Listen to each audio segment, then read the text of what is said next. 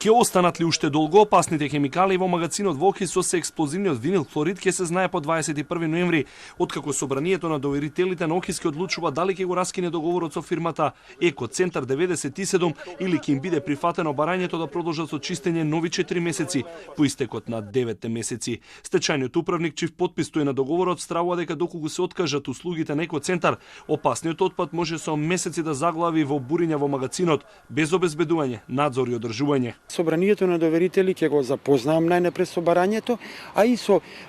законската регулатива предвидена од оваа област, која што предвидува дека доколку извршителот на услуга оцени во постапувањето дека со одредено негово постапување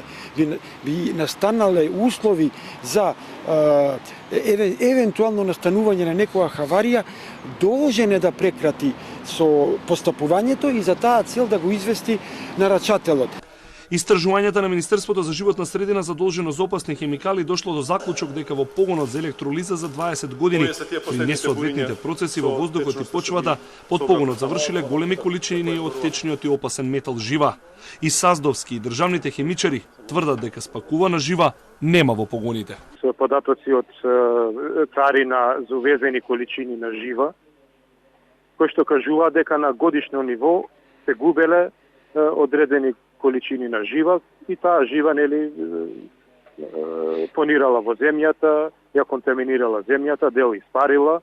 меѓутоа жива како елементарна складирана во Охрид,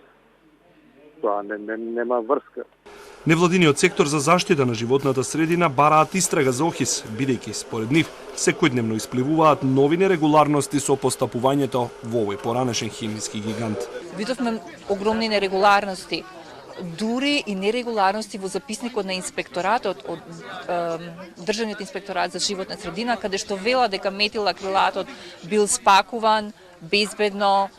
спремен за транспортирање, а тој резервоар со метилакрилат бил празен. Штипската лабораторија која доби задолжение од судот да ја прелистува обемната документација, а нејзиниот извештај го чека и Министерството за животна средина, тврди дека засега не нашла пропусти кај Еко Центар, фирма па која работела на брзина, а елаборатот за постапување се правел етапно. Па од тука во еден момент заклучуваат дека во резервоарот недостигаат 11 тони метилакрилат. Каде завршила ова отровна хемикалија засега никој не знае, а претпоставките се дека испарил или е полимеризиран и оттуген без да се пријави приход од него. Саздовски одлучил да го продаде Охрид, бидејќи никој не сакал да го купи со години, но вистината е дека оваа фирма засега купила само контаминирани погони и рагјосени машини, но затоа огромна површина од Охрид е продавана и пред стечајната постапка. Може би повеќе од 1/3 беше претходно веќе впаричен односно продаден, со тоа што мора да биде земено предвид дека и од имотот кој што беше стечена маса на Ада Охрид, целиот не беше пуштен на продажба со електронска, затоа што голем дел од него беше под режим на воспоставена хипотека на деловни банки. Новиот купувач на Охрид, хемиски инженеринг од Јужна Африка со собственик од Скопје, е новиот газда токму и на погонот за електролиза, каде се произведувал хлорот, а жива завршувала во почвата.